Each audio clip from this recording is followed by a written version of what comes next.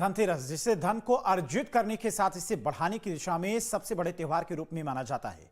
पर इस दिन को मुख्य रूप से भगवान धन्वंतरी की जयंती के रूप में मनाया जाता है। भगवान धन्वंतरी जिनके पूजन मात्र से आरोग्य का वरदान मिलता है और स्वस्थ रूपी धन की बढ़ोतरी होती है। साथ ही हम ये भी बताएंगे कि धनतेरस में जो खरीदारी करने की परंपरा है, उस दिन क्या खरीदें और क्या ना खरीदें। देखिए रिपोर्ट।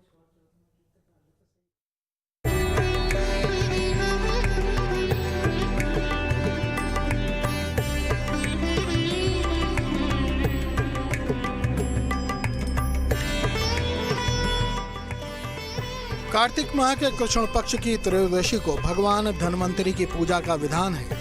इस दिन समुद्र मंथन के समय भगवान धन्वंतरी अमृत कलश को लेकर प्रकट हुए थे।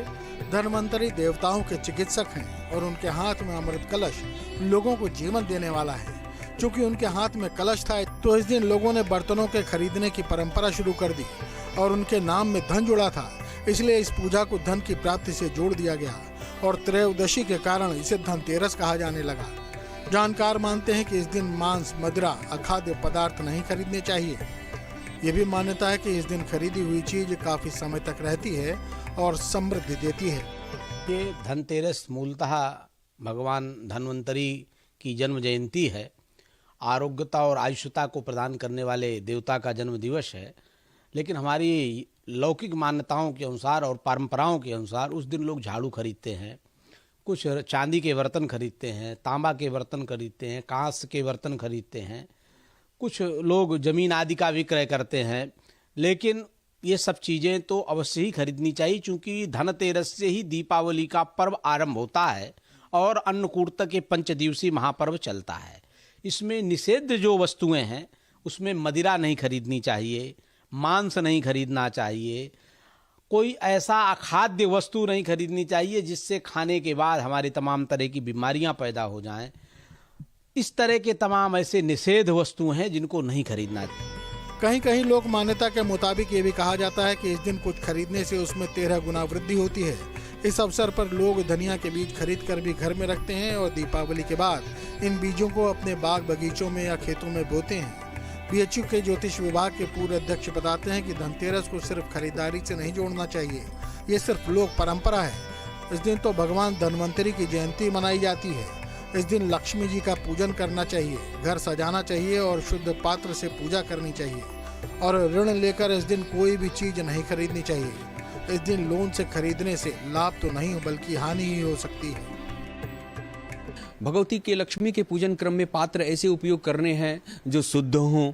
जैसे कि अभी बहुत कुछ अपने भक्ष्याभक्ष का भी विचार होने लगा है, तो उसमें लोग बिना विचार करते हुए अपने घरों में बर्तनों का उपयोग करते हैं। उसमें कैसे प्रयोग किया, कैसे न प्रयोग किया, इसके लिए शुद्ध बर्तन लेने हैं। खरीदना ही है ऐसी कोई बाध्यता शास्त्रों में वर्णित नहीं है। बेडशीट, पर्दा, थाली, लोटा, जेवर अनवांटेड रूप में नहीं खरीदना है। ऐसा नहीं है कि घर का बजट बिगाड़ के खरीदना है। और दूसरी सबसे बड़ी बात, अगर आपने प्लान करके रखा हुआ है कि पहले हमें खरीदना है तो खरीद लीजिए, लेकिन आप ऋण लेकर के या किसी से उधार लेकर के, घर की स्थिति नहीं है, 500 रुपये ही पड़ा है, उसमें आज खरीद के कुछ लाना ही लाना है, तो इस तरह की विवशता या बाध्यता नहीं है।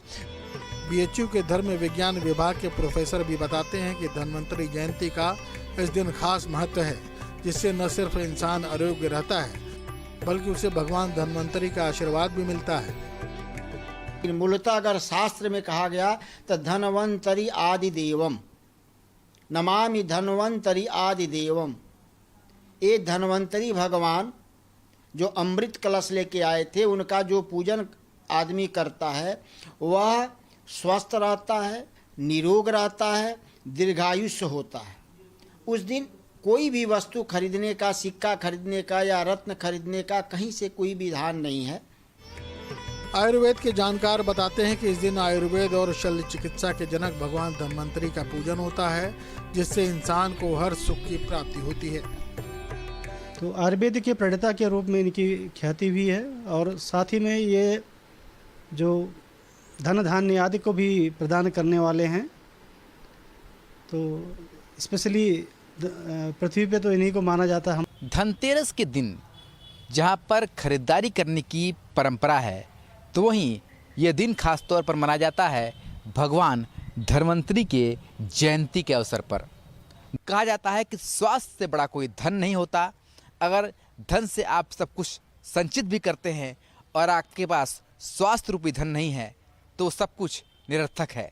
तो ऐसे में अपने स्वास्थ्य रूपी धन को बचाए रखने और लगातार आरोग्य रहने के लिए धन्वंतरी जयंती के दिन भगवान धन्वंतरी के पूजन और उनके आशीर्वाद के लिए लोग लगातार पहुंचते हैं। और धन्वंतरी जयंती के दिन धन्वंतरी भगवान का पूजन ही सबसे बड़ा फलदायक होता है, ऐसा धर्मशास्त्रों में भी वर्णित है। वीडियो जर्नलिस्ट शिवम मिश्रा के साथ सुशांत मुखर्जी,